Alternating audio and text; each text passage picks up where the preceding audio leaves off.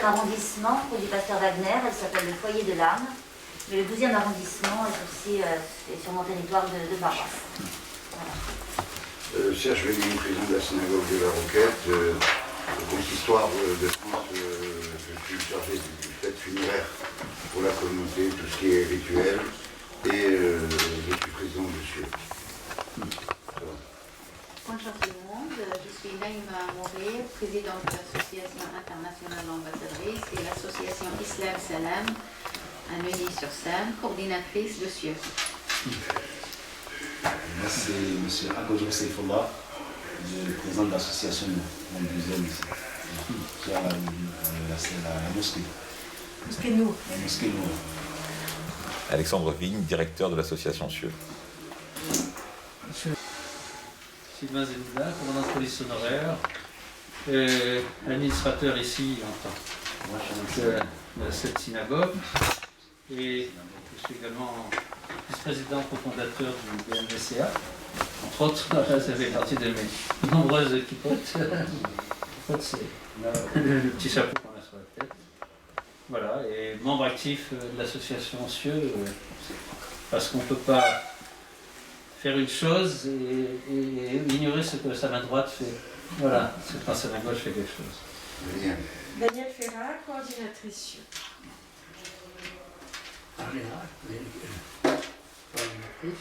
C'est vous. Je suis représentant Bernard Vincent. J'habite à la Nation. Je représente l'église Saint-Gabriel.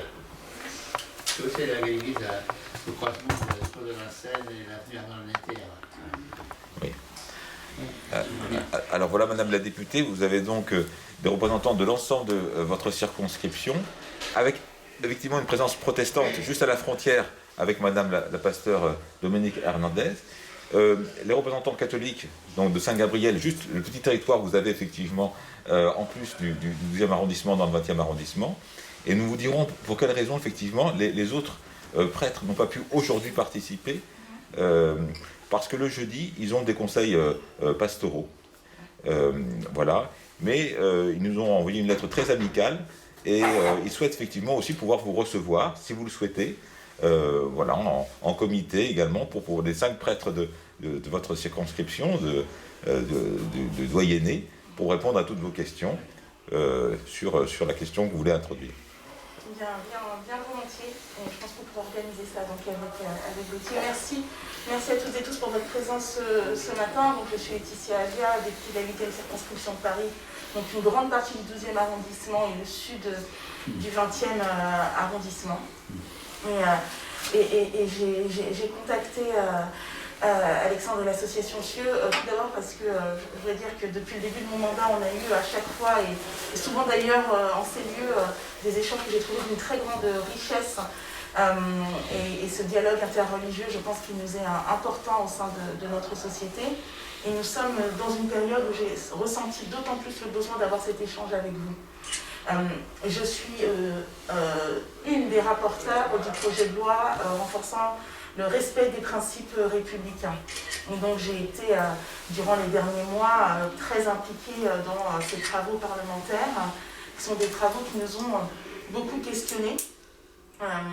Je terminerai par la fin pour dire que j'ai été satisfaite de la qualité du débat parlementaire où, malgré ce que nous avions pu anticiper et craindre, eh bien, il y a eu, en dehors de 2-3 écarts, même, il y a eu des moments un peu difficiles, mais en dehors de 2-3 écarts, il y a eu un grand respect des uns des autres, des convictions de chacun et de l'histoire de chacun.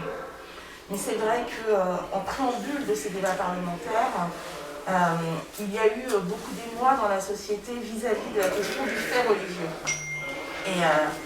Et c'est un sujet qui est toujours sensible. C'est un sujet sur lequel, moi, j'ai un certain nombre de positions qui ne sont pas forcément partagées au sein de ma majorité non plus. Très rapidement, parce que certains d'entre vous connaissent mon histoire déjà, mais je tiens à ce que tout le monde sache mon rapport au fait religieux. Moi, je suis d'une famille de tradition catholique, mais je ne l'ai pas su avant l'adolescence, puisque je n'étais pas baptisée à la naissance. Et c'est à l'adolescence que j'ai demandé à mes parents, mais pourquoi est-ce que moi j'ai pas de religion? Constatant que d'autres parlaient de religion, et là mes parents m'ont expliqué qu'ils étaient, je suis d'origine togolaise, et qu'au Togo ils étaient catholiques pratiquants, et qu'une fois arrivés en France, ils ont arrêté d'être pratiquants. Donc moi, je suis entrée dans un chemin spirituel. J'ai été baptisée à l'adolescence, j'ai fait tous mes sacrements. J'ai même donné le catéchisme jusqu'à ce que je devienne avocate. Je vivais à l'époque en Seine-Saint-Denis, dans un quartier où il y avait de très fortes tensions entre les communautés musulmanes et les communautés juives. J'ai ensuite déménagé à Saint-Mandé, où j'ai pu ressentir également ces tensions entre les différentes communautés, peut-être dans un, permettez-moi l'expression, rapport de force, cette fois-ci peut-être un peu inversé, mais quoi qu'il en soit, j'ai toujours vécu dans un environnement où, pour moi, le fait religieux fait partie du quotidien de chacun, fait partie des choix de chacun, fait partie de la lecture de la société. Et je ne suis pas de ceux qui pensent que notre société, que notre République, en étant laïque, doit en faire une société neutre. Je ne pense pas que ce soit le cas. Alors, en effet, il y a un sujet qui nous a amené à débattre, c'est ce que le président de la République a appelé le séparatisme. Le séparatisme qui fait que certains, sur la base d'un fondement religieux, vont vouloir finalement effriter notre cohésion, effriter notre vivre ensemble, rompre toutes les zones, les lieux de dialogue, nous opposer les uns aux autres. Et c'est contre cela qu'on a essayé de lutter dans ce texte et on a essayé d'agir sur l'ensemble des lieux où cette idéologie peut se faire ressentir. C'est-à-dire à la fois dans la vie associative, à l'école, sur Internet. C'est le travail que je mène en particulier contre la haine en ligne. Et également au sein des lieux de culte. Au sein des lieux de culte, puisque c'est sur fond de fondamentalisme religieux que certains vont pouvoir essayer de faire grandir cette idéologie séparatiste. Et je sais que nos débats ont créé de l'émotion au sein des cultes. Nous avons auditionné l'ensemble des cultes et nous avons eu pour doctrine de bousculer l'ensemble des représentants religieux pour que chacun se pose la question de savoir si, au sein de sa communauté, est-ce que l'ensemble des garde-fous sont mis en œuvre pour empêcher le développement en fait, de cette idéologie séparatiste. Et je sais que ça a créé de l'émotion, je sais que chacun s'est senti pointé du doigt, et en particulier, évidemment, nous le savons tous, la religion musulmane et beaucoup de musulmans de France ont très mal vécu ces débats. Voilà. Mais je sais aussi, et ça je l'apprends de plus en plus depuis que je suis députée, que les prises de parole, parfois des représentants nationaux, sont d'une force et parfois d'une absence de nuance qui est différente de celle des acteurs de terrain. Et c'est pour ça que j'avais besoin de cet échange avec vous aujourd'hui, parce que j'ai vraiment besoin d'entendre de votre part, à vous, au plus près de vos fidèles, eh bien, ce que vous ressentez de la société aujourd'hui, comment est-ce que vous avez ressenti ces débats qui ont lieu en ce moment même d'ailleurs au Sénat. Quelles sont les clés, les ingrédients même en fait pour vous de cette sauvegarde du vivre ensemble, et qu'est-ce que nous pouvons faire, nous, pouvoir public, mais également vous, en tant que représentants des cultes, pour agir et corriger cette situation puisque de toute évidence, on ne peut pas continuer ainsi. Donc voilà la raison de notre rencontre et de notre échange. Je suis là pour vous entendre, je suis là pour m'alimenter un maximum, pour comprendre, pour savoir s'il y a des moments qui ont été vexatoires, par exemple, s'il y a des dispositions, peut-être dans le texte aussi, qui ont été vexatoires, car on est encore au début de ce travail parlementaire, qui va prendre encore quelques mois. Qui commence, du coup Tu veux parler, vas-y. Sauf à ce qu'on... Je me détrompe. Je n'ai pas souvenir que dans la communauté juive, il y a eu un mouvement quelconque par rapport à ces annoncés de loi, puisque, comme je l'expliquais à notre visiteur, Vous êtes dans une synagogue consistoriale, profondément attachée aux valeurs de la République. Bien que le consistoire fut créé à l'époque de l'Empire sur Napoléon Ier, et que nous, quand même, au travers de ça, nous rendons hommage à ses prédécesseurs, que ce soit le roi Louis XVI lui-même, qui avait pensé à l'émancipation des Juifs à l'intérieur du royaume français, et qu'à M. l'abbé Grégoire, qui, avec d'autres, était pour l'intégration des Juifs de France dans la communauté française. Donc nous avons toujours été très attachés aux valeurs de la République. Il y avait eu 13 demandes qui avaient été faites en 1806 par Napoléon Ier au Grand Sanhédrin qui était réuni, c'est-à-dire le Grand Sanhédrin, c'était une assemblée de notables et de rabbins, ils étaient à peu près 70, peut-être un peu plus d'ailleurs au demeurant, et à qui on avait posé 13 questions fondamentales sur le oui ou non de la participation ou de l'intégration des Juifs de France au sein de la communauté française. Et pour nous, ça n'a jamais changé d'un iota. Bien sûr, nous avons connu une période très trouble, des périodes très troubles. Je vous passe l'affaire Dreyfus, évidemment, qui nous a mis au banc de la société, qui a été dramatique, et je vous passe effectivement le drame, mais ce n'est pas la République française, c'était l'État français, avec les consorts Pétain, Laval et compagnie, qui avaient décidé de collaborer avec un cas, de toute façon, à nous anéantir. Mais il y a eu beaucoup de justes en France, beaucoup de gens qui ont caché des femmes, des enfants, au détriment, au risque de leur vie. Donc pour nous, je ne sais pas, Serge va peut-être me démentir, parce qu'il était plus au courant que moi, mais je n'ai pas souvenir d'une seule conversation au sein de nos synagogues, disant qu'est-ce que c'est que cette loi, en quoi elle va nous remettre en cause, quoi que ce soit, rien du tout. Nous faisons tous les samedis matins, à l'ouverture de l'Echal, c'est-à-dire le tabernacle. Le tabernacle, voilà, où il y a les rouleaux de la Torah, nous faisons la prière pour la République française, le peuple français et les dirigeants français, parce que nous estimons que c'est un devoir. Et donc, ce que je voulais dire, c'est ça, c'est qu'il n'y a pas de trou pour ma part. Maintenant, Serge, je te laisse finir, si tu le souhaites. Je laisse. Madame la députée, je pense que c'est rare qu'on puisse interroger la base, comme on dit, vous le faites, et je salue votre démarche. Moi, je suis juif et je me refuse d'une chose, madame, c'est qu'on puisse mettre les juifs en face des musulmans. Il n'y a pas de conflit. Je pense que même dans mon habitude à moi, je pense, écoutez, je ne sais pas combien il y a de musulmans ici, je peux vous faire un truc, chaque semaine j'écoute plus de musique orientale qu'eux, je mange plus oriental qu'eux, et j'ai une mentalité vraiment... ma femme, quand je m'énerve des trucs, elle me dit « c'est ta tête d'Algérien qui me vient », c'est-à-dire moi je suis mal à l'aise dans cette position, dans cette confrontation des juifs en face d'art. Moi ça ne me convient pas, parce qu'on jette ça et puis tout d'un coup on installe un scénario. Moi je ne m'installe pas dans cette chose. Vous avez parlé de la République, madame, nous sommes des républicains, nous sommes des Algériens, des juifs d'Algérie, comme on dit, mais très respectueux de ce qui est tricolore. J'ai une mère qui a 96 ans, et même quand il y a un match de foot, il y a la Marseillaise, elle se lève. C'est-à-dire on a un rapport avec la République qui est très réactif, très épidermique.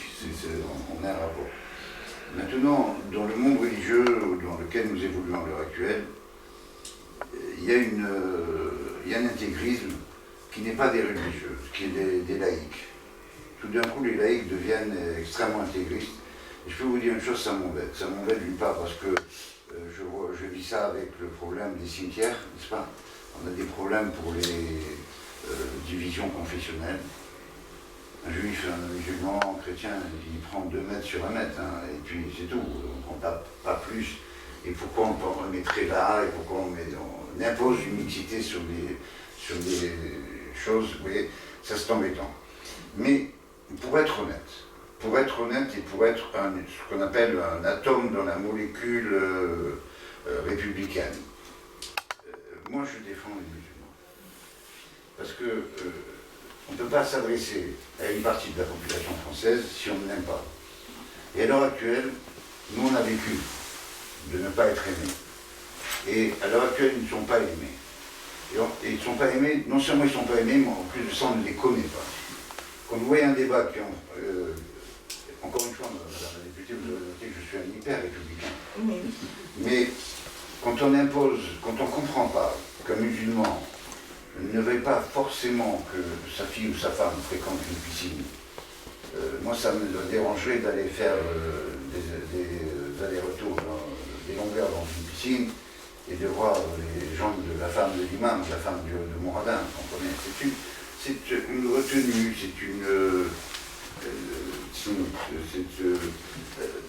c'est quelque chose que si vous ne connaissez pas, vous ne pouvez pas comprendre, parce que nous, les juifs, on a pareil.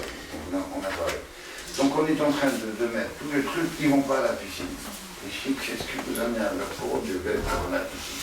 On est en train de les accuser. Alors évidemment, il y a une réaction, vous comprenez, parce que mais je suis désolé, hein, parce que je prends la défense de bon cœur des musulmans. Mais à un moment donné, cette histoire de la piscine, cette histoire du voile, cette histoire, ce sont des choses qu'on ne comprend pas. Ou alors il n'y a qu'à dire on vous renvoie, ou alors si on veut les intégrer, il faut les laisser sur quelque chose qui est très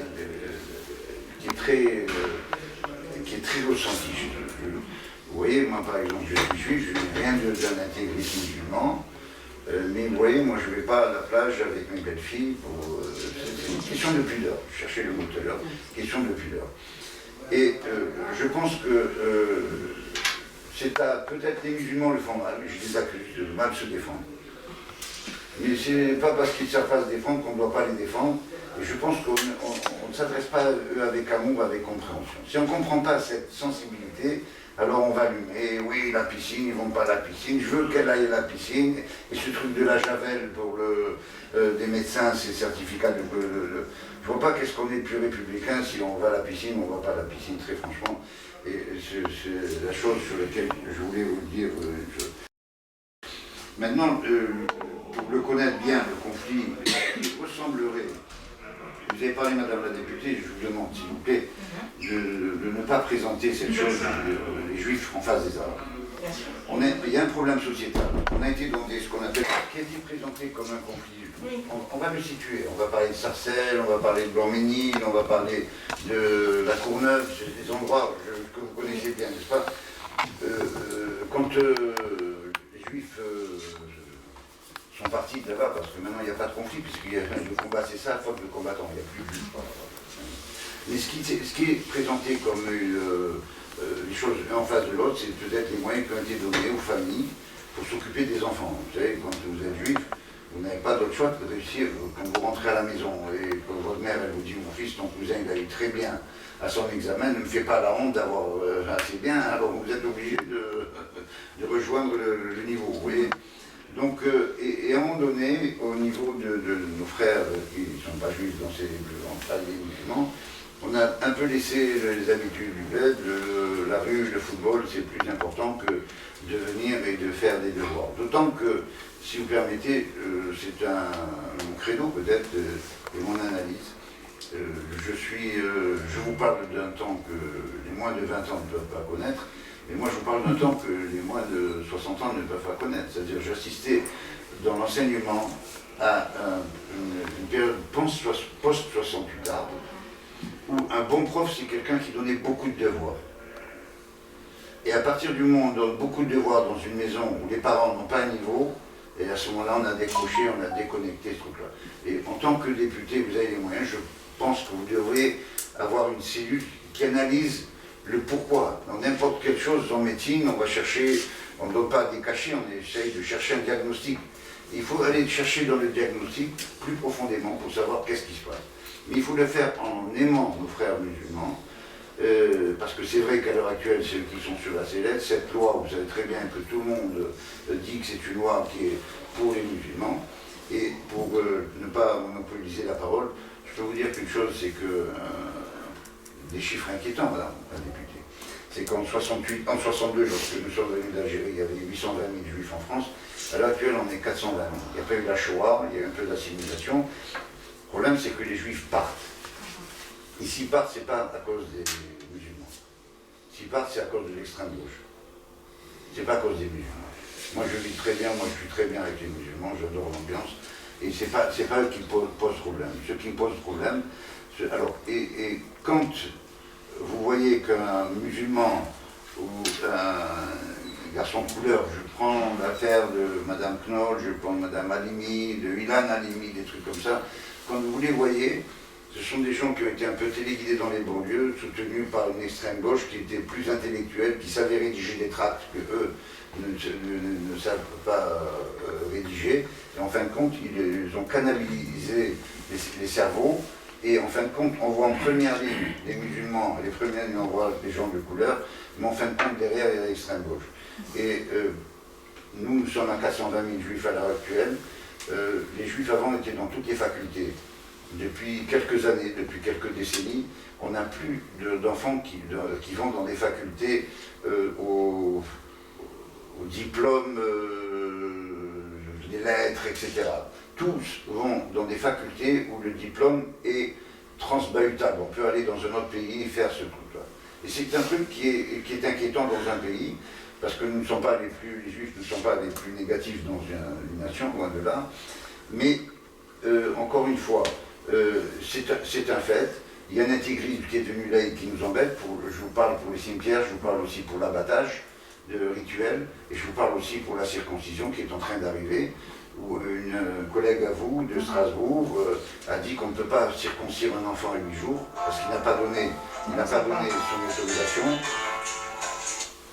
Il n'a pas donné son autorisation et il risque à sa majorité de dire voilà, qu'est-ce que vous avez fait vous législateurs, vous avez fait qu'on me prenne ma liberté sans mon consentement, on m'a mutilé. Bon, ouais. Ça c'est aller un peu chercher loin quand vous voyez que chez nous à 8 jours ou à 3 ans, 2 ans, on fait une seconde. Quand vous nous enlevez ces fondamentaux et quand personne ne veut, à un moment donné, deux choses. Ou vous voulez dire qu'on s'en va, c'est la réponse juive, ou alors on vous a dit, alors vous voulez ça, eh ben on va se mettre en face de vous, on va faire la guerre, et c'est la réponse qui est donnée dans les banlieues. Et ça c'est quelque chose que je voulais insister sur ça, madame, parce que ça mérite d'être, avant de dire tous les musulmans, ce sont des intégristes, vous asseyez avec n'importe quel musulman, vous ne l'obligez pas à ce que sa fille aille en bikini dans une piscine, vous ne l'embêtez pas quand sa femme se couvre la tête. Dans le milieu ultra-orthodoxe juif, toutes les femmes ont la tête couverte. Maintenant, ce sont avec des perruques qui valent 4 000 ou 5 000 euros. On ne peut pas demander dans une famille à petit revenu de mettre 5 000 euros pour que la dame... Donc, ce sont des choses à comprendre. Si on veut vraiment être républicain et on veut s'occuper de tout le monde, il faut mettre de l'amour et de la considération de chacun.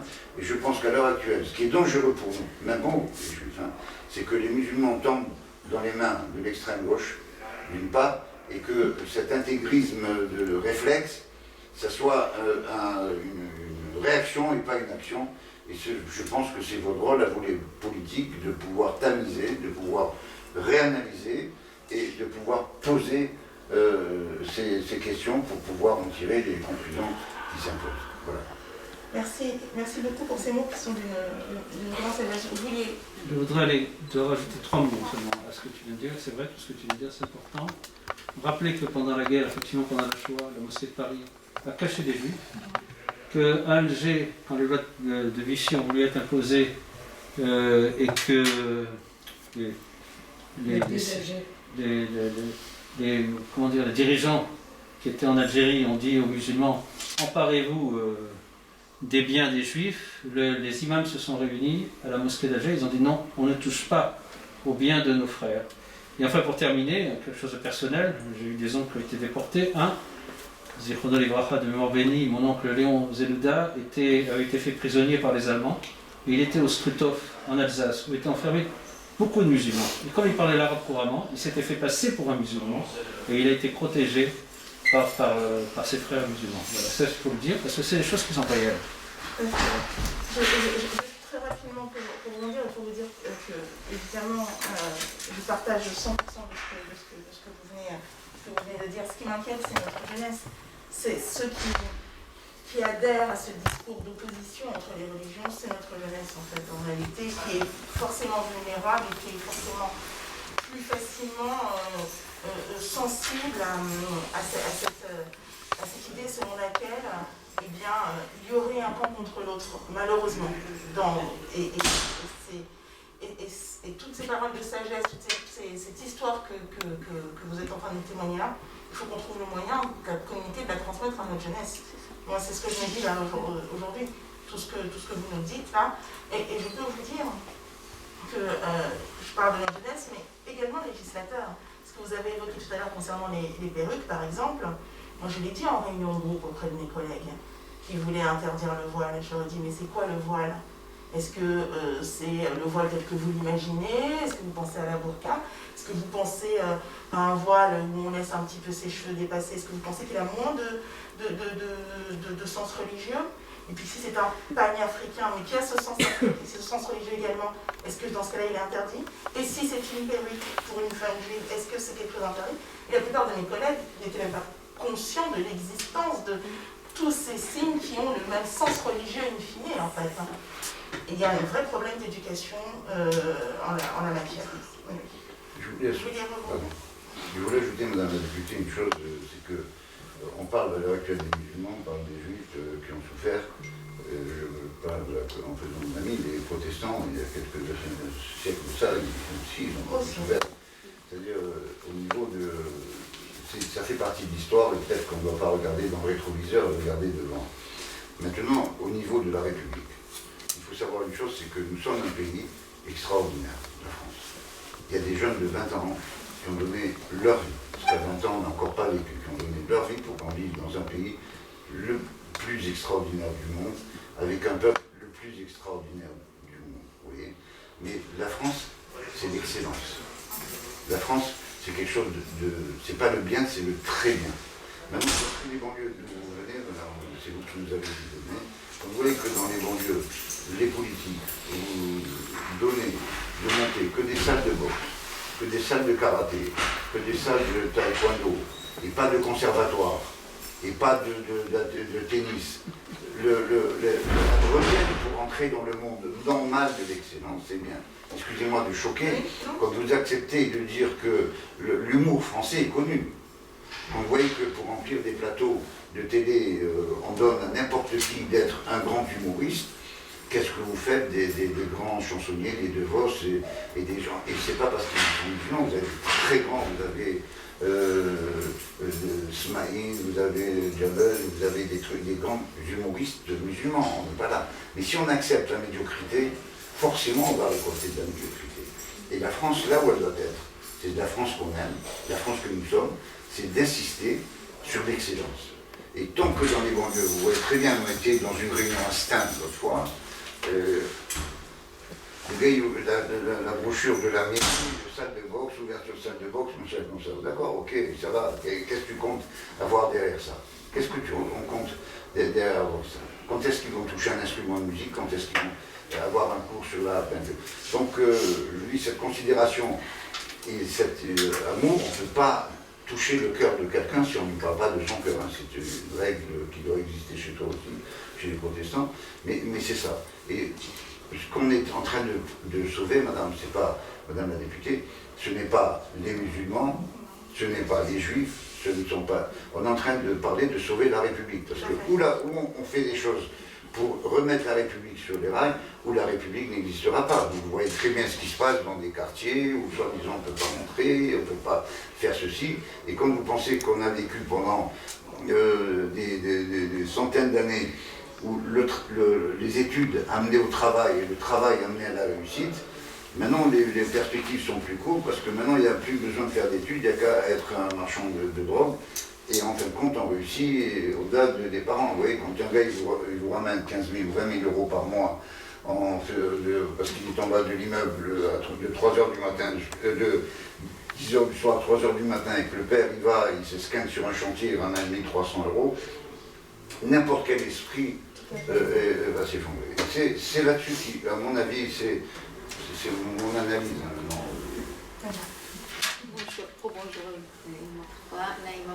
Je rejoins le discours de notre président et notre frère aussi Sylvain.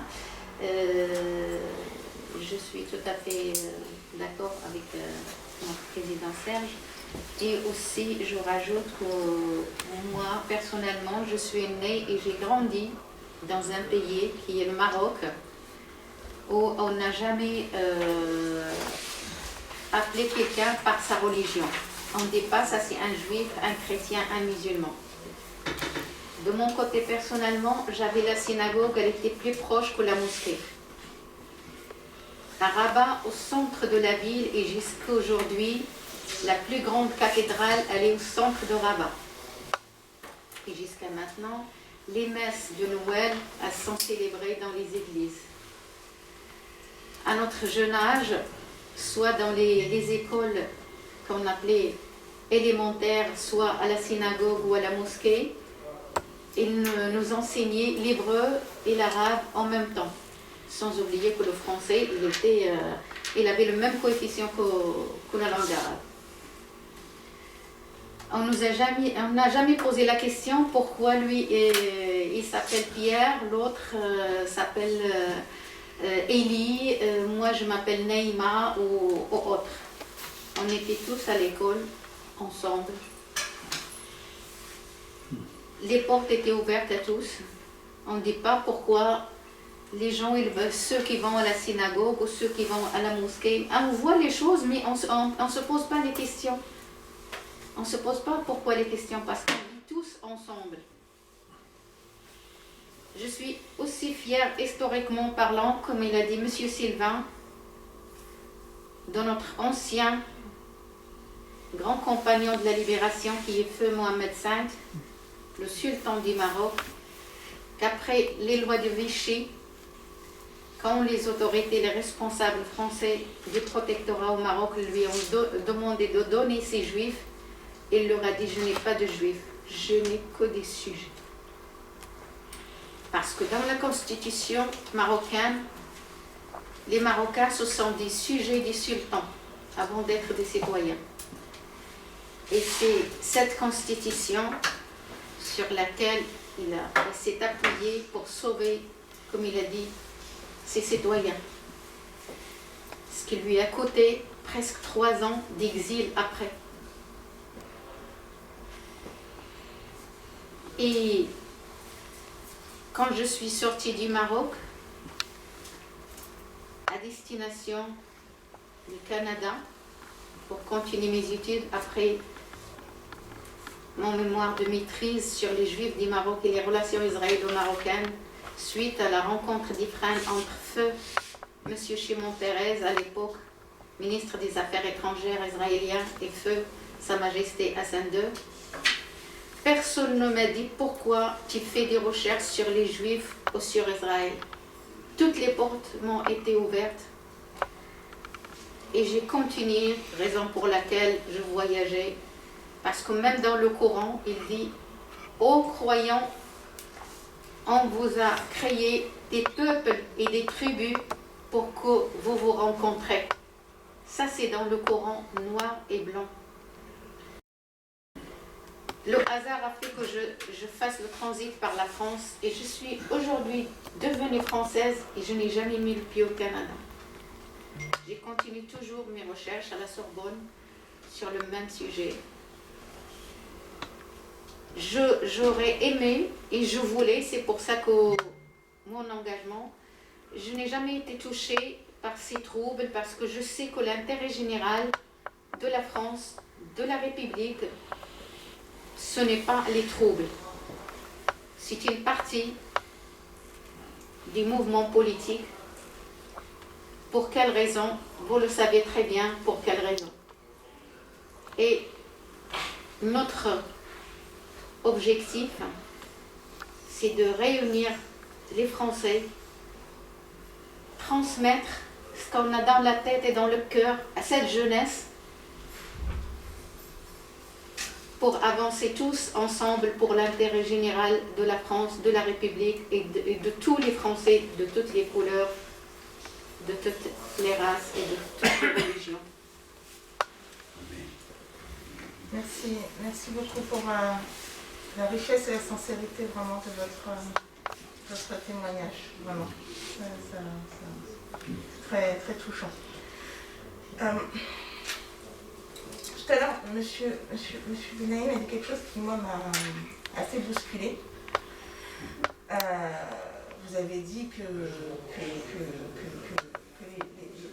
juifs, je pense que les juifs de manière générale ont vécu ce que c'est que de ne pas être aimés. Et qu'aujourd'hui, les musulmans ressentiraient ce fait de ne pas être aimé, ce désamour. Est-ce que c'est quelque chose que... Est-ce que des fidèles sont venus vous dire qu'on a l'impression qu'on n'aime pas les musulmans en France? Vous avez eu ce retour vraiment Si je peux prendre la parole, juste quelques petits mots. Tout à l'heure, je vous remercie déjà pour tout ce que vous avez dit. On a le meilleur avocat pour les musulmans d'ici. Je fais la concurrence. Merci pour tout ce que j'ai entendu. Et donc, vous avez commencé en disant que donc il y a ce qu'on entend sur le terrain et il y a ce qu'on entend dans les hautes sphères ou dans les médias. Alors nous, le travail qu'on fait beaucoup à Bercy, c'est beaucoup avec les jeunes. Et depuis des années, le discours, quelquefois moi personnellement, j'ai été parfois touché par ce que j'entendais dans la bouche des jeunes. Des termes, moi je viens de province à la base, des termes que j'ai jamais entendus dans mon enfance, des bases qu'on m'a enseignées en éducation civique à l'école, et que quand on parle avec des enfants, on entend le terme, on montre du doigt, on parle d'une personne en disant d'abord sa religion. Voire même ça peut devenir une insulte.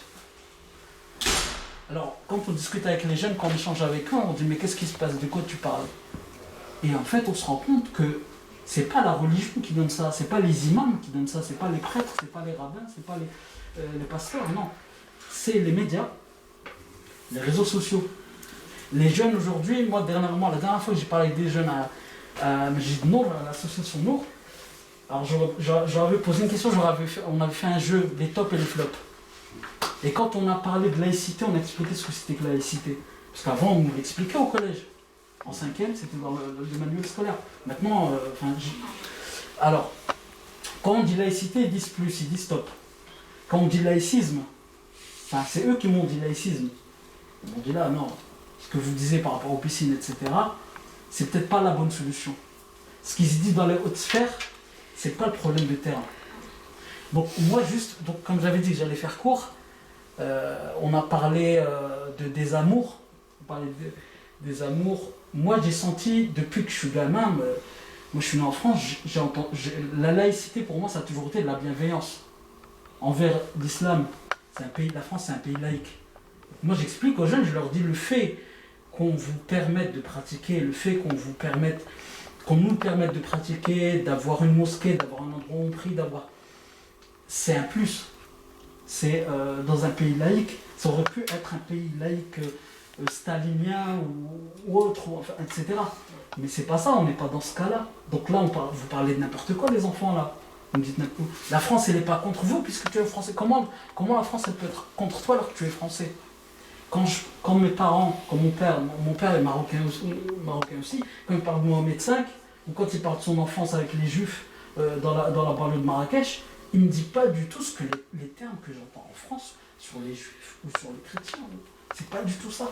Donc l'islam, le Coran ne dit pas ce que les médias, les réseaux sociaux transmettent aux enfants. Donc, pour conclure, là par exemple l'association CIEU, l'organisation CIEU fait un travail magnifique. Les associations, les organisations qui font du travail l'interreligieux, nous par exemple, que ce soit avec Saint-Éloi ou avec CIEU, avec Chef d'Israël, avec toutes les activités qu'on a dans l'interreligieux, là c'est dommage que ça soit pas un peu plus mis en valeur, que ça soit pas un peu plus subventionné, entre parenthèses. Parce que je pense que c'est sur le terrain, c'est peut-être pas dans la législation qu'est la solution. La législation, c'est beaucoup de philosophie, beaucoup de discours, etc. Ça peut être des barrières, ça peut être des choses qui peuvent être mal vécues et considérées comme de la malveillance. Donc on pourra travailler, faire des débats comme ça jusqu'à 2050, peut-être qu'on n'aura pas résolu le problème. Et la question qui se pose, c'est pourquoi est-ce que ça se passe en France? Pourquoi est-ce qu'en Angleterre, en Espagne, chez nos voisins, en Allemagne, ça ne se passe pas pareil? Pourquoi est-ce qu'en France, il y a ce souci-là? Dans la société, je parle. Pourquoi on entend ces discours-là? Est-ce que ce n'est pas les médias qui en font un peu, qui font monter un peu qui font le buzz, et les réseaux sociaux qui en font une soupe, quoi. Si vous demandez si je demande à M. Hanouna, il vous l'expliquera là. Il dira, ça marche. Voilà. Moi, tu me connais, je suis franc. Il y a un problème, il y a ce qu'on appelle le pourcentage. Tu vois, en Espagne, tout ça, il n'y a pas autant de gens d'Afrique du Nord qui sont venus. Il y a un problème de dosage. De la même manière, tu as bien vu, je suis le premier, je le fais du fond du cœur. Je défends à chaque fois, ça fait 15-12 ans que moi je défends les musulmans. À un moment donné, la position n'est pas de tirer sur la France. La France, encore une fois, c'est un des plus beaux pays, c'est pour moi le plus beau pays du monde. Et on ne peut pas venir en accusant la France de tout ça. Madame la députée, moi je peux vous dire une chose, je peux vous parler de mon enfance. Il y avait l'imam du secteur, il était juste derrière un grand terrain vague, la mosquée, où on joue au foot. Je peux vous dire une chose, que la police, elle peut passer, on continue à jouer au foot. Mon père, il peut passer, on continue à jouer au foot. L'imam, il sort, on arrête et on baisse les yeux. Parce qu'on a un respect, ils ont une force que vous avez castrée. Les imams, c'est pas des gens qui sont là pour vous donner de taper du juif ou taper du français ou machin. Ça peut être une autorité très forte. C'est une force de frappe, on dirait, dans des trucs comme ça, qui a été castrée. Donc on a enlevé les parents et on a enlevé aussi ce que l'imam... Alors maintenant, évidemment, les musulmans aussi doivent réfléchir sur comment ça se fait que ça se passe avec l'islam, que ça se passe pas avec les autres. Mais moi, je connais des musulmans, je connais des gens qui, pour eux, à la maison comme toujours et dans la rue comme tout le monde, c'est quelque chose qui leur convient parfaitement. À condition de ne pas les désigner comme si, parce qu'ils sont très sensibles. Et je reviens sur les quartiers, madame, parce que vous êtes une politique.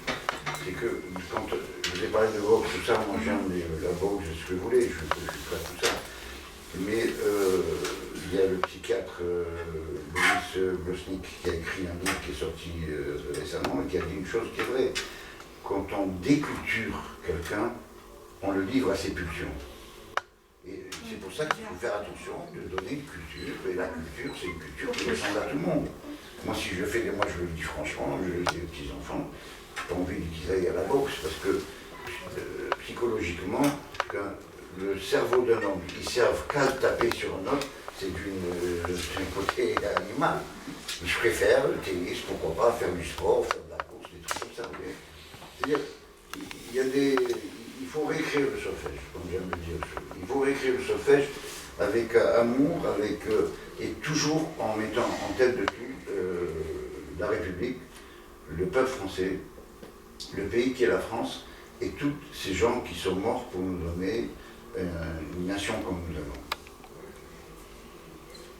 On ne peut pas laisser au bord de la route des gens là, parce que, vous savez, je vais vous donner un exemple et je terminerai avec ça. Quand il y a eu l'affaire des frères Kouachi, c'était un vendredi. Ils étaient enfermés dans on voyait à la télé, partout, il y avait toute l'armée française qui était partie là-bas pour...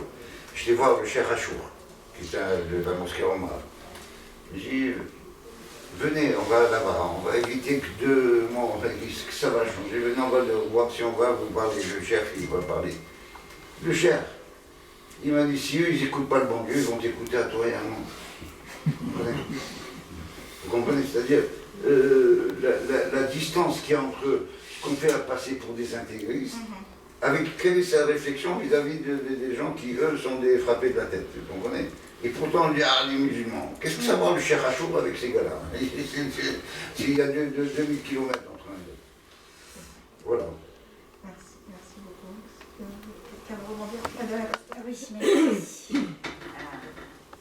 Merci à vous qui avez précédemment pris la parole pour reposer à la fois dans l'histoire et dans le concret ce qui nous rassemble aujourd'hui. Et puisque Serge a eu l'amabilité, la gentillesse de rappeler les persécutions dont ont été victimes les protestants il y a quelques siècles déjà, mais je voudrais reprendre à partir de là, c'est sur l'importance de ce que l'histoire nous apprend. Mais ce qu'elle nous apprend, chaque génération doit le réapprendre, parce que ça passe pas génétiquement, et il faut se replonger dans la connaissance du passé.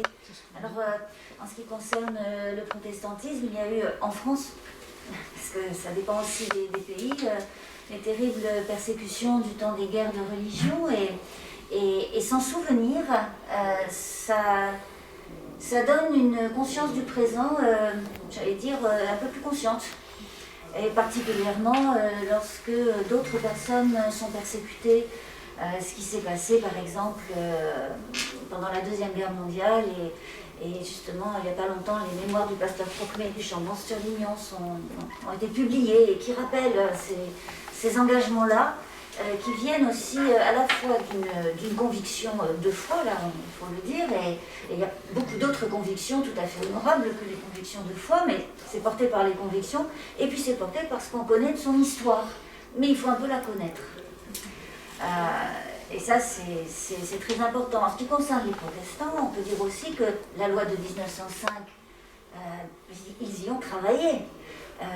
Pour certains éminents, et ils l'ont reçu avec joie, avec gratitude, comme une loi qui était d'une certaine façon libératrice, d'une loi qui permettait une reconnaissance, une loi qui permettait de ne pas se sentir écrasé par quelque chose, par une religion ou par quelque chose qui était dominant. Les protestants, on a toujours été minoritaires. On sait ce que c'est. Moi, je me souviens quand j'étais petite fille, alors ça remonte une cinquantaine d'années aussi, l'époque était différente, mais quelque chose d'impensable aujourd'hui, une institutrice qui demande, non, une professeure au collège, qui demande, mais quelle est votre religion? Alors évidemment, tout le monde lève, sauf une, lève le doigt pour dire on était catholique, parce que là où j'étais c'était comme ça, et puis qui n'est pas catholique, ben, j'étais la seule à lever le doigt. Mais du coup, figurez-vous, cette professeure m'a demandé d'expliquer au reste de la classe ce qu'était ma confession protestante. Je ne sais pas si c'est imaginable actuellement dans un collège qu'il puisse y avoir cette démarche-là. Et pour elle, c'était important que, même s'il n'y avait qu'une élève parmi ces 30 et quelques qui n'étaient pas catholiques, c'était la religion dominante, et d'aller, ces petits catholiques-là, pratiquants ou pas, on n'allait pas jusque-là, puissent entendre, prendre conscience qu'il y en avait d'autres. Parce que c'est un peu ça aussi, justement, c'est faire la place aux autres, c'est comme ça que la loi de 1905 était dans l'esprit, c'est faire la place aux autres, et même quand des fois il nous semble un peu bizarre. Et c'est pas autre chose. Donc cette question de connaître son histoire, elle est très liée à ce que vous disiez sur l'éducation. Et c'est vrai que dans l'histoire du protestantisme français, il y a eu aussi une grande insistance sur l'éducation, tout simplement parce qu'il fallait lire la Bible. Donc il fallait lire, et même à des époques où très peu savaient lire. Donc c'est quelque chose d'important. Et l'enseignement aux jeunes, c'est à nous aussi, dans les communautés religieuses protestantes, d'ouvrir ces esprits, de les ouvrir, de leur faire connaître ce qui est différent, et en même temps, parce que c'est très important aussi, de leur donner une lecture critique de leur propre tradition et de leur propre manière d'être. Parce que voilà, c'est important dans cette liberté de conscience qu'il y ait l'esprit critique qui vienne là. Et puis, il y a une autre caractéristique du protestantisme, c'est sa diversité. Et ça depuis l'origine. Et ça a été un état d'esprit qui n'a pas toujours été apaisé. Et ça a parfois même été violent.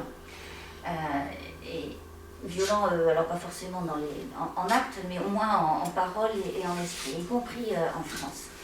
Mais avec tout ça, on apprend et on a appris aussi à discuter avec la diversité.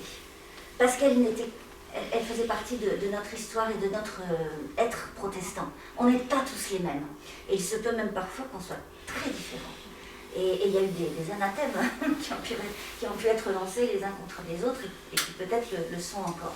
Mais cette diversité très différente et qui est accentuée en ce moment par le fait qu'il y a des protestants qui viennent d'autres pays, vous voyez, de votre propre origine togolaise, voilà, et qui ont donc une manière différente de celle des protestants français, qui ont une langue différente, qui ont une histoire culturelle dans leur pays et dans leur protestantisme même différente de celle des protestants français. Et bien on apprend et on a appris à discuter avec tous ces gens-là très différents et parfois très surprenants, parfois très bizarres. Et et à apprendre à se connaître, à se reconnaître, à respecter le parcours de l'autre sans lui demander de devenir comme nous, parce que ça n'a aucun intérêt. On a appris aussi ça, à le faire et on essaie donc de le vivre non seulement dans le protestantisme entre nous, mais aussi avec tous nos concitoyens, parce que qu'ils soient d'autres religions, d'autres confessions ou qu'ils n'en aient pas du tout. On a appris et on essaie de le vivre, mais ça s'apprend. Ça s'apprend en connaissant son histoire, ça s'apprend en étant le plus au clair possible avec ses propres convictions, ça s'apprend en discutant avec les autres, en dialoguant, et on ne peut pas faire l'impasse là-dessus. Et ça prend du temps. Ça prend du temps, ça ne vient pas comme ça. Ça prend du temps, c'est non seulement une affaire d'éducation pour les plus jeunes, mais je veux dire qu'il ne faut pas renoncer à éduquer les plus âgés aussi, finalement. Ça marche aussi, ça prend parfois encore plus de temps. Mais c'est pas grave, on ne peut pas renoncer à ça. Et cette connaissance et reconnaissance mutuelle, on la travaille, on la reprend, je disais, à chaque génération, parce que ça ne passe pas dans le sang, et on est... mais c'est l'exemple aussi qu'on a de ceux qui le font, qui nous motivent, qui nous engagent, avec cette conviction qu'il n'y a pas d'autre manière de vivre ensemble.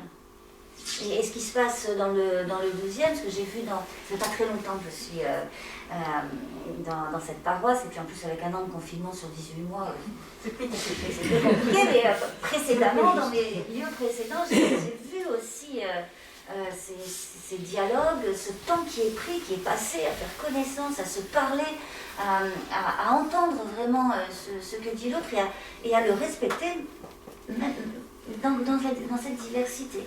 Et ça, c'est vraiment... excusez-moi, je termine. Ça nous semble vraiment essentiel et fondamental. On a beaucoup parlé de République. Moi, je voudrais juste reprendre la devise de cette République. Liberté. Et la liberté, c'est beaucoup plus exigeant que la sécurité. C'est très beau, mais c'est beaucoup plus exigeant. La fraternité, c'est beaucoup plus exigeant que la crispation identitaire. Et l'égalité, c'est beaucoup plus exigeant que la compétition. Mais on est d'accord pour ça. On est d'accord. Là, dans ma communauté, je suis en train de faire il y a un groupe de lecture qui lit un des livres de la Bible, de nos Écritures, qui s'appelle l'Épître aux Galates, et dans lequel Paul qui dit « C'est à la liberté que vous avez été appelés. C'est pour la liberté que vous avez été libérés. » C'est-à-dire, c'est vraiment quelque chose d'essentiel, la fraternité. Dans nos religions, ça remonte loin, si je puis dire, et c'est vraiment et l'égalité aussi. Et l'égalité aussi. Mais après, voilà, on n'a pas tous les mêmes discours, et on s'enrichit des discours des autres. Et ça aussi, c'est la réalité. Et témoigner de ça, je pense que ça rend service à toute la société, y compris aux non-croyants, y compris aux libres penseurs, aux athées. Et ça, c'est un témoignage qu'on apporte, qu'on peut apporter, et qui est important pour vous aussi, en tant que député, et avec tous vos collègues. Et une dernière chose aussi, je ne sais plus qui a parlé, de cette connaissance des religions, des motifs pour lesquels il y a certains rites, certaines habitudes, certaines prescriptions. En France, on a quand même la chance d'avoir des études de sociologie des religions extrêmement pointues, d'une extrême valeur. Il faut se renseigner là aussi. C'est très important, et c'est fait. On n'a pas à refaire les choses de zéro, c'est fait. Et ça nous aide à nous connaître, à nous comprendre, à avoir des nuances, à voir aussi, on n'est jamais ni tout blanc ni tout noir, on est tous plus ou moins gris. Et c'est aussi important de pouvoir le reconnaître de temps en temps. Mais on a plein d'outils déjà. On a plein d'outils. Et on n'a pas forcément besoin d'inventer de nouvelles choses. On a déjà des choses, alors qu'il faut reprendre pour aujourd'hui, mettre en œuvre pour aujourd'hui, repenser, reconnaître nos histoires passées pour aujourd'hui. Mais on a déjà beaucoup de choses. Merci beaucoup. C'est extrêmement riche et inspirant, en fait. Je me disais en vous écoutant que malheureusement, cette histoire que vous avez racontée de l'école, lorsque vous avez pu parler de votre religion, aujourd'hui ce n'est plus possible. Ce n'est plus possible, et parce qu'en effet, la neutralité à l'école est d'une telle exigence qu'on ne peut plus même aborder le fait religieux en dehors de l'approche purement historique. Et donc tout l'aspect spirituel qui est lié à une religion ne peut pas être abordé, y compris même la compréhension des rites. Et pourtant, c'est essentiel à comprendre chacun et comprendre aussi les exigences, le cheminement de chacun. Vous indiquiez que vous avez une telle diversité au sein de la religion que vous avez des moments donc, où vous construisez un dialogue. Comment est-ce que concrètement vous arrivez à mettre cela en œuvre pour que les gens se parlent, échangent, puisque sinon on ne peut pas le faire à l'école. Finalement, il faut qu'on trouve d'autres moyens pour mettre en œuvre. Alors, c'est vrai qu'il y a des associations telles que CIEU, mais il faut qu'on arrive de manière plus générale, au sein de l'ensemble de la société, à créer ces espaces de dialogue, pour que chacun comprenne les nuances de chaque spiritualité aussi. Madame la députée, je pourrais vous dire quelque chose. Je reviens sur... J'étais témoin il y a 2 ans de ça, pour enterrer Madame Knoll, qui a été assassinée, poignardée, brûlée. J'ai été à Miami voir le corps et on devait l'inhumer. Simplement, comme ils avaient brûlé la maison, il n'y a pas de papier. Il n'y avait pas ni de carte d'identité, ni rien du tout. Donc il a fallu faire auprès du procureur, c'était Molins à l'époque. Il me dit, Serge, qu'est-ce que je fais? On commence à l'époque à donner la sortie de bien fichier, je ne sais pas, je n'ai pas. Il me dit, alors tu sais quoi, ils vont là-bas maintenant, la police. Je te donne l'autorisation d'aller avec la police pour rentrer, donc couper les CD, essaie de trouver quelque chose qu'on puisse trouver. Alors j'étais avec la police pour accompagner, on est rentré chez Madame Knoll, et le même jour on est monté chez le fameux voisin qui a assassiné Madame Knoll. Chez Madame Knoll, une femme de 84 ans, j'ai vu des disques, des 33 tours sur Gershwin, Mozart, Verschuren, il y a de tout. J'ai vu des revues, pas celles chez les dentistes qui ont 5 ans, 10 ans, c'est des revues récentes. Il y avait des tableaux brûlés, il y avait quelque chose, il y avait une culture dans cette maison. Quand je suis monté dans la maison de l'assassin, il y avait 5 télécommandes et un poster de Zidane. C'est-à-dire, en fin de compte, c'est la médiocrité qui a tué la culture, qui a tué l'excellence. Et à mon avis, tout ça vient de là. Vous savez, moi, je suis très ami avec la mosquée, l'église du 11e. Mais vraiment, quand je lui dis ami, demandez à Alexandre, j'ai des clés, j'ai fait, comme je suis un latiniste, j'ai même fait un enterrement en latin. Ils ont porté même des séminaristes pour voir un juif faire un enterrement en latin dans une... C'est un truc comme ça. Et on reçoit le catéchisme 1 fois par an. C'est-à-dire le catéchisme, c'est 10 ans, 12 ans. Alors on les reçoit, on leur explique, on leur machin, etc., etc. Et on leur fait une petite table avec du Coca-Cola, des gâteaux et des chocolats. Il y a 2 ans de ça, c'était avec le père Barjot. Et une gamine qui sort, elle me dit, mais vous êtes très gentil, monsieur. Je dis, c'est gentil. Elle dit, comment ça c'est que vous avez tué le Christ? Je dis, elle a ouvert le dossier. Elle a ouvert l'enquête. On a ouvert l'enquête. Non, mais enfin, pour vous dire... Tu avais un alibi, tu lui as dit que tu avais un alibi? Des fois, on dit... De vivre ensemble, de se connaître, ça ne se fait pas immédiatement, ça se met pas en une formule de 160 caractères. Ça prend du temps, ça prend de la patience, parfois de la persévérance. C'est vraiment quelque chose de fondamental. Et puis il y a aussi le fait que finalement, quand on parle du beau et du bon, ça a aussi de l'effet. Et c'est aussi formateur. Lorsqu'il n'y a que de mauvaises nouvelles, ça décourage tout le monde. Et mettre en avant, mettre en valeur ce qui se fait de bon et de beau, ça fait du bien. Ça fait du bien de voir des gens différents qui s'entendent bien. Ça fait du bien de voir, de découvrir la valeur, de l'intérêt, je veux dire, ou la profondeur d'une autre culture, d'une autre tradition. Ça fait du bien. Ça fait du bien à ça. Et ça aussi, c'est quelque chose qui participe à à cette formation, à cette connaissance de l'autre, parce qu'on s'y sent bien, on se sent ni menacé, ni agressé, ni... Au contraire, ça va de mieux en mieux. Mais ça aussi, c'est une volonté de montrer ce qu'il y a de beau et de bon chez l'autre, ou d'aller le découvrir. C'est une vraie volonté. Je pourrais juste intervenir si tu as fini. Vas-y. Je suis née en Algérie, et à l'époque, avant la guerre d'indépendance, avant 1954, et surtout dans les années avant 60, les familles se partageaient les repas. Quelqu'un faisait un couscous, un autre plat, même bien autre. On l'emmenait à la voisine, qu'elle soit musulmane, juive ou chrétienne.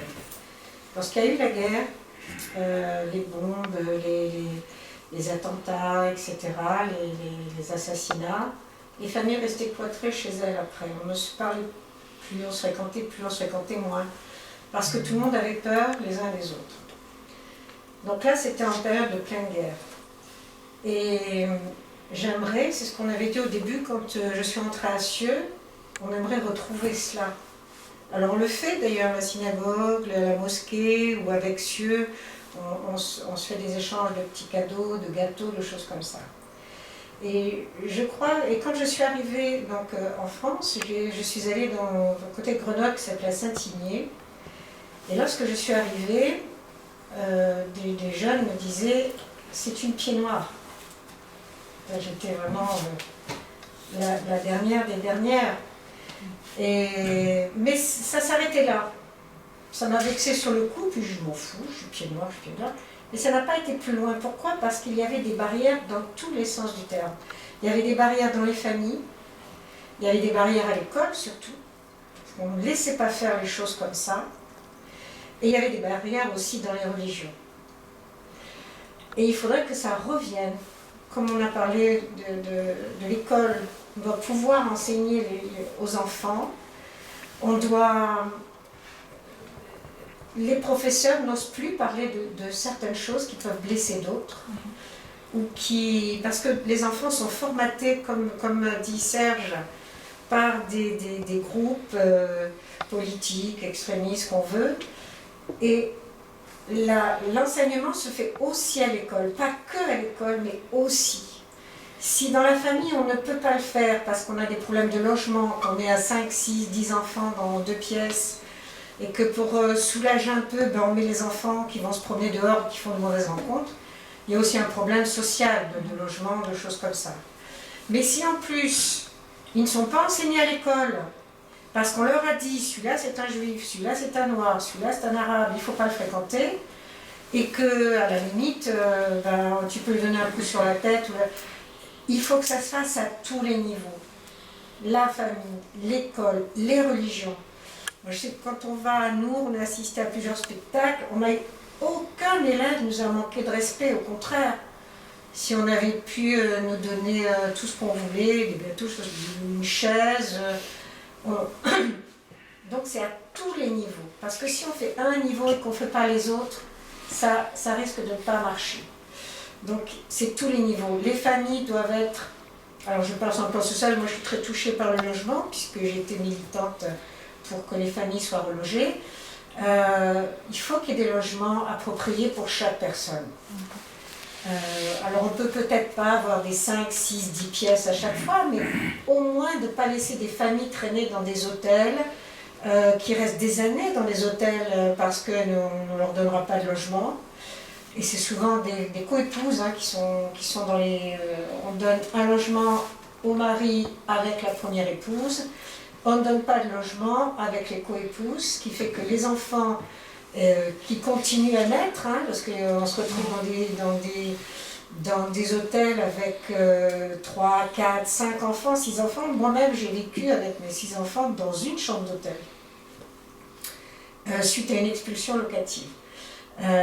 Donc, c'est une question sociale, et pas seulement de donner de l'argent, de l'aide à ceux qui vont pleurer, mais de bien étudier le dossier, et d'aider les familles qui veulent s'en sortir, et qui ne peuvent pas s'en sortir quand on est avec plusieurs enfants à l'école, on n'a pas de vie de famille, on n'a pas de vie de couple, et les enfants ne peuvent pas étudier, donc ils vont dehors.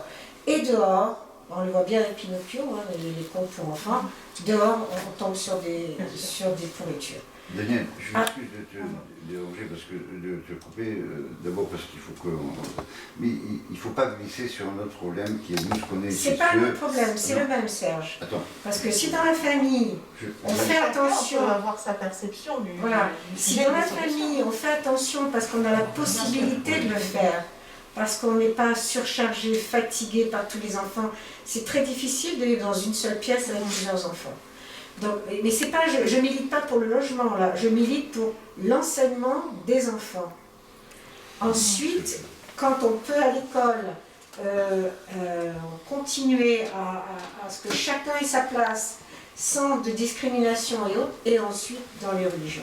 Si on se met tous ensemble, oui, on y arrivera. S'il n'y a qu'un seul truc qui manque, ça sera bancal et ça ne pourra pas. Voilà. Je n'étais pas du tout pour autre chose que appuyer ce que tu as dit. Excusez-moi, moi je ne savais pas que ça ne pas, vous avez prévu combien de temps en fait? Alors, moi Non, parce que moi je serais peut-être resté, mais bon. On m'a appelé pour me vacciner, là, je ne sais pas. Ah, bien sûr, bien sûr. Il faut qu'on aille dans un quart d'heure. Bien sûr, mais il faudrait quand même que les musulmans eux-mêmes. Exactement. C'est les musulmans, excusez-moi, mais les amis juifs, là. Et puis pas faire trop, je me permets une petite critique, vous avez beaucoup parlé du passé, mais aujourd'hui, je crois qu'on vous êtes là pour savoir quelles sont les réactions des uns et des autres qui vivent dans le quartier. Ce qui s'est passé, c'est important. Au Maroc, c'est important. Quand au Maroc, je suis un peu surpris de ce que vous avez dit, ça a l'air d'être idyllique. Je n'ai pas toujours compris ça, moi. Mais enfin, on n'est pas là pour discuter de ça. Hein. Mais je trouve que ça a fallu. Moi, je manquerais beaucoup parce que je n'ai pas entendu beaucoup les musulmans. Or, c'est eux qui devraient parler le plus. Parce que c'est le. Quand il faut mettre le point sur les îles. Je suis porte-parole des musulmans. Ah, moi, je peux bien. Je vais même leur faire un cadeau. Attendez. Voilà, donc, moi, je vais m'en aller à la messe, pas tout de suite. Je ne sais pas si moi-même, si vous faites une autre réunion, ce sera le curé Saint-Gabriel, mais enfin, je pense que ça serait bien que chacun dise ce qu'il vit dans son quartier, s'il sait. Et alors vous, qu'est-ce que vous identifiez, qu'est-ce que vous voyez, qu'est-ce que vous vivez? Honnêtement, c'est très difficile, je ne suis pas... J'ai repéré l'association SUE, je vais certainement essayer de prendre contact avec elle, j'ai entendu parler.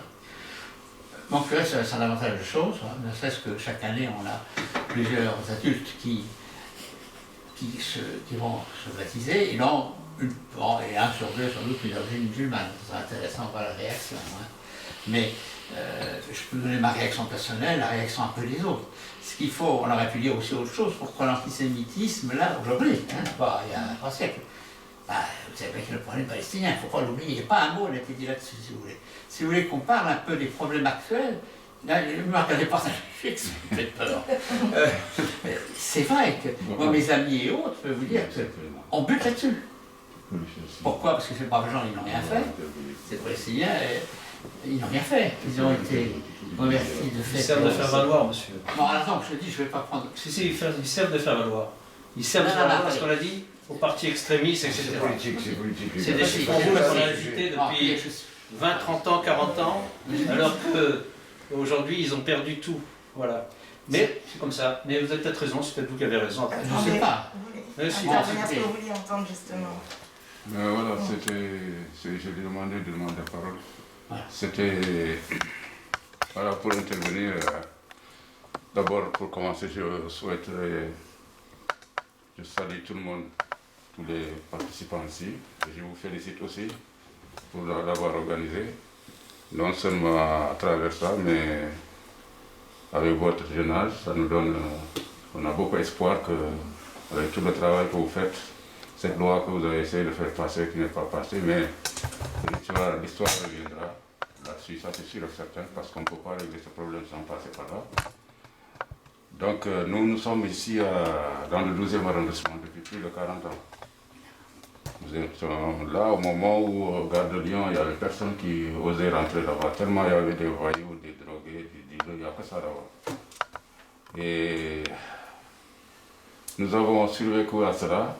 Parce qu'après, quand Mitterrand a cassé tous ces ghettos-là, après la vie a repris, nous avons créé une association, on a regardé, on dit on doit s'organiser en association, il ne faut plus laisser nos jeunes aller être récupérés par des gens qui font des activités néfastes.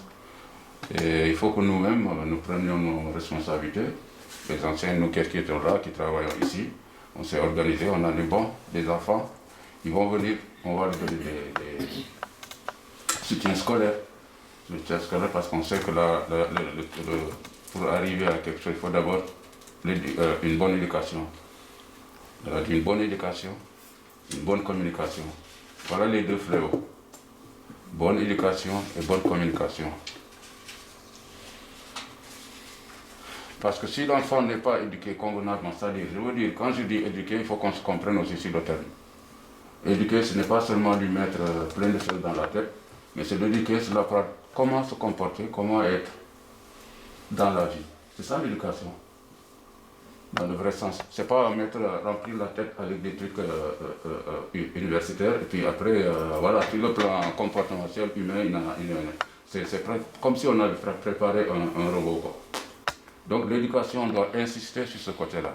Et comme il a dit aussi, madame avait dit tout à l'heure, elle a touché un point extrêmement important. Elle a parlé d'information, de nouvelles.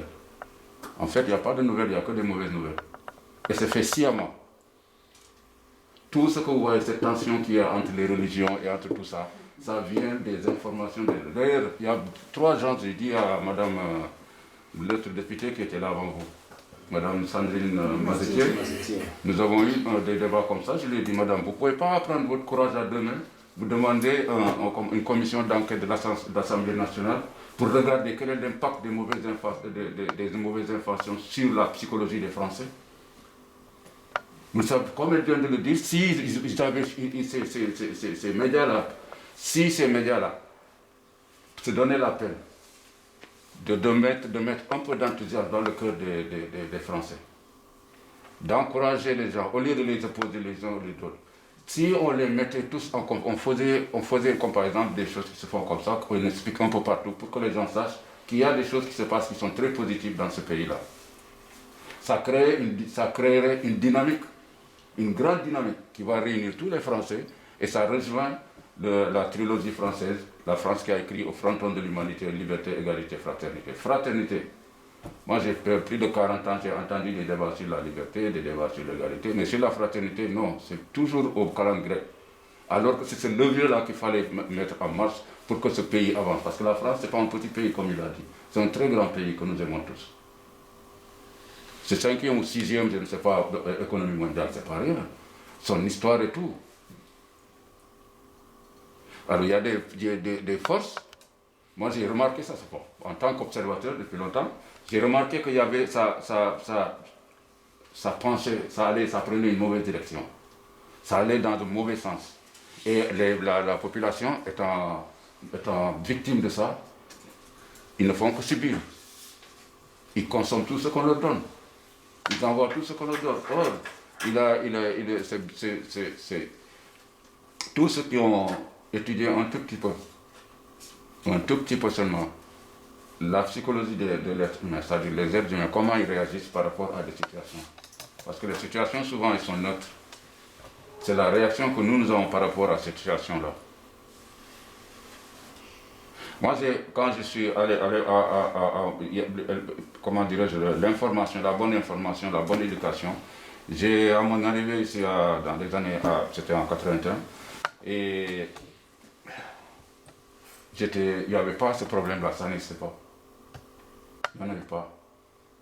Et chaque matin, on allait au chantier, puis je travaillais avec un Français, un ami français. On a discuté, à un moment donné. Chaque matin, on se rencontre au café. C'est là-bas qu'on prend le café avant d'aller au boulot. Puis il me dit, écoute mon pote, tu sais, moi c'est la vérité. Hein. Moi, je ne suis pas raciste, hein, mais bon, je n'aime pas les Arabes, c'est la vérité. Alors ça fait quoi? C'est venu la première fois que j'entendais ce truc-là. Et puis, on reste quelques moments après, je lui dis, mais au fait, toi, tu ne connais aucun arabe. Il m'a dit, si, Mohamed, lui, il est bien, on travaille ensemble. Je lui ai dit, vous savez, si vous avez un problème de communication, c'est la plupart des gens qui se disent racistes ou quoi que ce soit, c'est un problème de communication. C'est ce que nous avons compris ici. C'est pourquoi on fait un travail de terrain depuis longtemps. Ce travail de terrain ne se voit pas, mais ça a porté ses fruits. Pourquoi? Parce qu'il y a des jeunes chrétiens qui viennent envoyer notre petite salle là-bas. Ils font des réunions, des conférences, des débats d'idées. Et nos jeunes musulmans aussi quittent là-bas, ils viennent dans les églises, ils rentrent dans les églises, ils vont, il y a le prêtre qui les prend en main, qui leur explique ça, c'est ça, ça, c'est ça. Et les enfants se sont retrouvés, on voit à la synagogue, ils sont venus ici, plusieurs fois. Alors, la même chose, ils écoutent, ils regardent les gars qui disent Amen, Amen, on voit le truc. Ils sont arrivés là-bas, on s'assoit et puis on discute entre eux. Puis les enfants, ils ont l'esprit tellement ouvert que finalement, on a pu, avec fraternité, créer des spectacles de jeunes, seulement que des jeunes de 9, 10, 11, 12, 13, 14, comme ça, qui font ce spectacle-là, et basé justement sur le vivre ensemble. Donc nous avons compris ce travail-là que nous faisons sur le terrain. D'ailleurs, même c'est l'occasion encore de dire comment ça s'appelle la destination-là? L'hypercachère là qui a été attaqué là. Nous on partait là-bas tout le temps. C'est vous dire les informations combien c'est injuste des fois. Nous on partait là-bas chaque année, presque 10 ans. Chaque 2 Aïd, les 2 Aïd, on va acheter là-bas des gâteaux cachers pour l'amener à la synagogue. Et pour donner à d'autres amis juifs qui sont dans d'autres quartiers. Pendant 10 ans, on le fait. On plaisante même avec les boulangers qui étaient les jeunes qui vendaient ces produits-là. On leur disait, bon. Et puis quelques temps après, on voit il y a un esservolé musulman qui est venu avec un pistolet. Il a tué plein de personnes. Et parmi ces gens-là, ces jeunes-là avec qui on avait des contacts. Donc nous avons été doublement victimes. Non seulement on les connaissait, mais ensuite, avec les informations, on faisait croire aux gens que c'est les musulmans ça a quelque chose avec l'islam. Ce qui est faux, fondamentalement faux. Ça n'a absolument rien à voir avec l'islam. Absolument rien. Moi, je sais que les religions, depuis des siècles et des siècles, les gens se sont servis des religions pour arriver à leur fin dans ce bas monde-là. Parfois c'est politique, parfois c'est social. Mais là, toutes les religions, ils sont différents, les religions sont différentes dans leur forme. À la surface, ils sont différents. Mais dans leur fond intérieur, à leur source, à l'intérieur, c'est le même message. Quel est ce message-là? Il l'a dit là-bas encore. Je reviens là-dessus. C'est l'amour. Il s'agit d'amener l'être humain vers son Seigneur. Pour amener l'être humain vers son Seigneur, il faut l'amener vers l'amour. On ne vient pas là-bas avec la violence, l'agression, quoi que ce soit. Il faut être bon. Il faut avoir de la compassion. Il faut avoir de la fraternité, de la solidarité. Ce sont ces choses-là, ces qualités-là que toutes les religions demandent. Aimer son prochain comme on s'aime soi-même. Et même s'il ne s'agit pas seulement des religions seulement, même les hommes de bonne volonté. Tout le monde peut participer à ce jeu-là. Si on attirait les Français, l'attirer des gens dans ce sens-là, croyons pas croyants, cette amitié-là, cette fraternité-là, c'est quelque chose qui est fondamental chez l'être humain. Tant qu'on ne touche pas ce côté-là, ces jeunes que vous voyez qui se révoltent là, c'est par manque d'amour. Quelqu'un qui va poser des bombes, c'est par manque d'amour. Quelqu'un qui fait, il est loin de l'amour. Mais si ces jeunes-là, on leur apprend dès le bas âge, quelle est l'attitude, quel est le rôle dans ce bas monde, comment est-ce qu'on doit se faire, au lieu de, comme il a dit tout à l'heure, de privilégier la compétition, privilégions la coopération. Apprenons aux enfants à respecter tout ce qui est créatif. Par exemple, le monde végétal, le monde animal et les êtres humains. Il faut apprendre aux enfants à respecter le monde végétal, à ne pas massacrer les arbres, couper les fleurs, couper les fers, n'importe. Il faut leur apprendre à dire pourquoi. Il faut leur apprendre à respecter les animaux. Il faut leur apprendre à respecter les êtres humains. C'est ainsi qu'on pourra nous aider nous-mêmes, surtout au moment où notre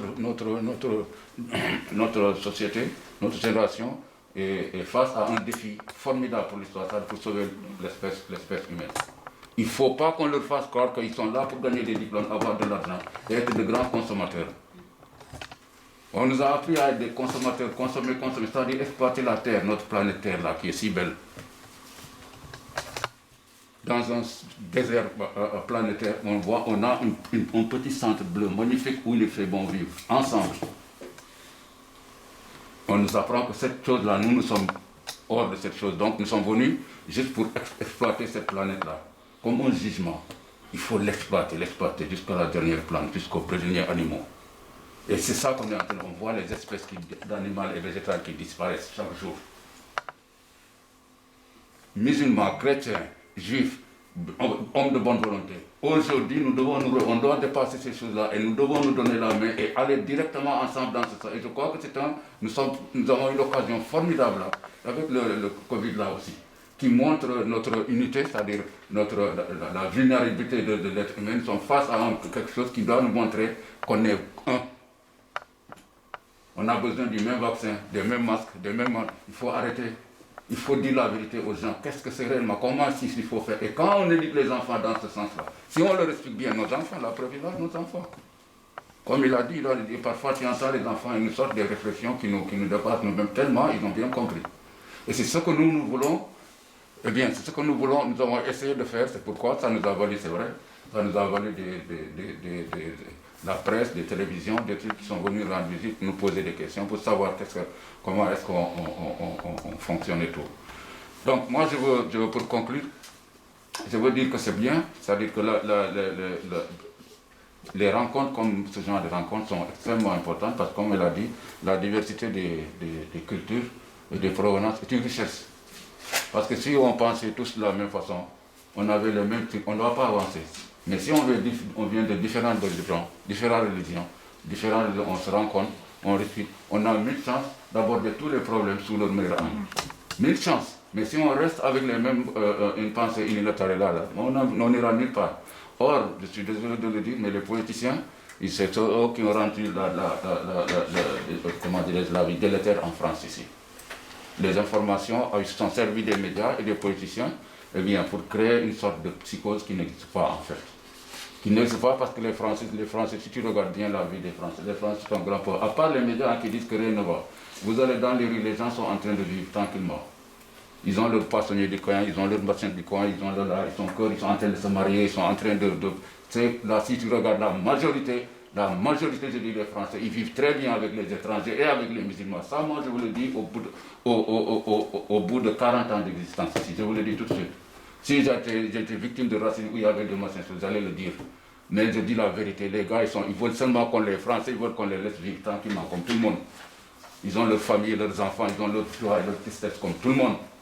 Donc, quand ils voient des gens qui arrivent ici, et avec les médias qui sont en train de marteler, ils voient des étrangers qui arrivent, qui construisent des mosquées, qui font des structures. Mais c'est normal qu'ils aient une crispation. Parce que ceux qui doivent les informer de quoi il s'agit, qu'est-ce que c'est, qu'il n'y a pas de danger, qu'il n'y a absolument rien, qu'il y a eu des preuves des précédents, mais ils vont comprendre. Comme il a dit tout à l'heure au Maroc, l'exemple du Maroc, montrer qu'il n'y a pas d'incompatibilité entre les religions et quoi que ce soit dans le pays. Ça dépend des autorités, je répète encore, des politiciens et des autorités. Moi, personnellement, je viens du Sénégal aussi. C'est un pays 95% de musulmans. Et pourtant, pendant 20 ans, ils ont voté pour un chrétien pour diriger le pays. Il s'agissait d'un grand homme, évidemment, un grand académicien, un grand qui était promotionnaire avec Georges Pompidou au lycée, lui le grand ici. Ils étaient promotionnaires. Donc, on a vécu il y a des preuves qui sont là, qui montrent, ceux qui disent par exemple, il n'y a pas de compatibilité entre laïcité et l'islam. La démonstration a été faite dans certains pays, parce que c'est les Français qui nous ont appris la laïcité. Nous, on ne l'a pas créé, c'est les Français qui nous l'ont appris. Nous l'avons appliqué. Moi, j'étais étonné quand je suis arrivé ici, j'ai vu qu'en fait, c'est plutôt un problème, au lieu que ça soit un avantage, comme nous, on en a fait là-bas chez nous. Et c'est eux qui nous l'ont appris. Donc, tous mes encouragements à vous tous. Je sais que ces énergies qui se réunissent là aussi, le fait d'en parler, de faire, ne croyez pas que c'est vain. Ça apportera ses fruits d'une façon ou d'une autre. Parce que les bonnes choses commencent toujours par des idées, par quelques hommes qui se réunissent, qui discutent et qui comprennent un peu.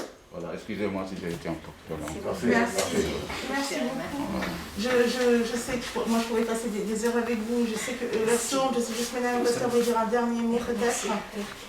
Oui, rapidement, merci Boubacar pour vos paroles et tout ce qui a été dit et échangé ici me conforte dans une conviction de foi et qui est en même temps une conviction de citoyenne. Et je vais peut-être avoir l'air extrêmement naïve, mais je préfère être naïve qu'alimenter le climat de suspicion qui accourt. mais je crois que tout ce qui va dans le sens de la défiance de l'autre, a priori, est dangereux pour nous tous. Et vous aviez posé la question de ce qui est vexatoire dans le texte de loi. Et nous n'avons pas répondu. Je voudrais juste dire que vous avez certainement une connaissance de la tribune qui a été publiée dans le Figaro par le représentant des églises chrétiennes, Éric Moulin, Beaufort, responsable de la Véroli, et puis le métropolite Adamakis.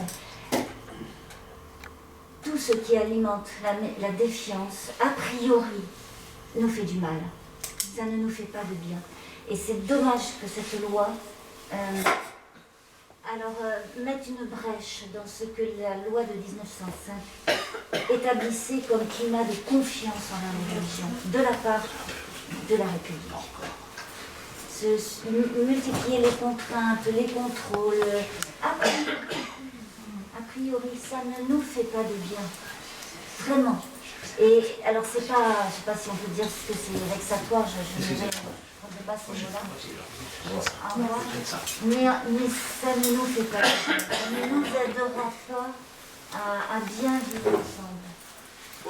Et ça, je voulais vous le dire fraternellement.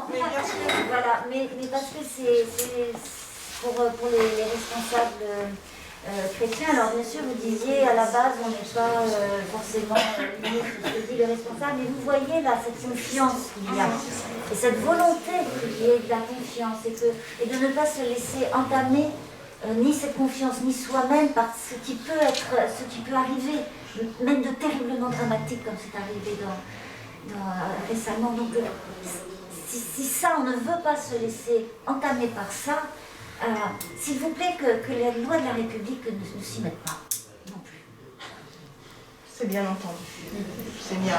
Moi, tout à propos de cette loi-là, moi j'ai un regard, enfin regard de doyen si vous voulez quoi. Parce que à l'époque de Charles Farquhar,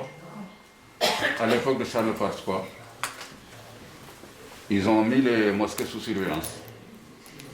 Ils nous ont envoyé des cars, des grosses voitures de police avec des antennes et tout comme ça, là, avec des chiens policiers ils étaient là pendant 2 semaines, ils surveillaient la mosquée, les gens avaient même peur de rentrer dans la mosquée, de venir à la mosquée.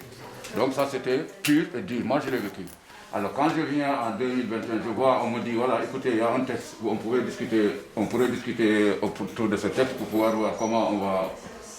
J'ai dit tout de suite, on n'a pas signé. Parce que moi je sais de quoi ils sont capables ces gens-là.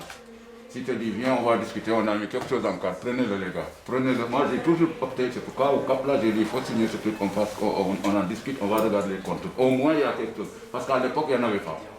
Les gars, ils venaient avec force et ils faisaient ce qu'ils doivent faire et puis il n'y a aucun cadre. Voilà ce que je voulais dire.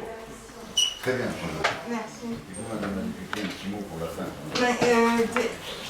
Tout d'abord, des sincères remerciements. Vous l'avez dit, je suis jeune, j'ai 35 ans et je suis une jeune députée. Donc, tous ces moments d'échange avec vous, c'est des moments vraiment, et je vous le dis en toute sincérité, qui m'alimentent énormément. Sans tous ces mots, sans tous les capteurs que vous êtes, je ne vois pas comment je peux bien légiférer non plus, et je ne vois pas comment aussi je peux bien répondre à toutes les questions qui me sont posées par des concitoyens qui m'envoient des messages, qui m'appellent, et vraiment, je vous remercie chaleureusement parce que tout ce que vous avez dit là, vraiment, je le retiens. Je comprends, je regrette que ce texte ait créé un climat de défiance. Je le regrette. Je regrette que ce texte soit principalement sécuritaire et ne porte pas suffisamment la fraternité. On a essayé d'avoir une partie, un chapitre, fraternité. On a dit où est la fraternité dans ce texte. Et ce texte n'est pas porteur de fraternité, mais c'est pas pour autant qu'on va renoncer. Et c'est pour ça que je suis là aujourd'hui. C'est pour ça qu'avec mes collègues, on s'est même créé un petit groupe qu'on appelle Cohésion Nationale. Et dans ce petit groupe, ce qu'on veut, c'est porter un maximum d'éléments, et y compris si c'est des micro-actions au sein du terrain, pour porter cette fraternité auprès de chacun. Donc moi, je suis à votre disponibilité. Tout ce que vous faites, vraiment, n'hésitez pas. Appelez-moi, je viens échanger avec un maximum de personnes. c'est bon pour moi aussi, ça me fait du bien à l'âme. Cette matinée m'a fait du bien à l'âme, vraiment.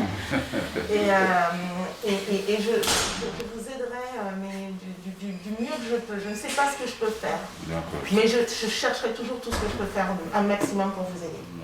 Et je vous remercie encore vraiment chaleureusement pour votre grande sagesse. Merci à tous.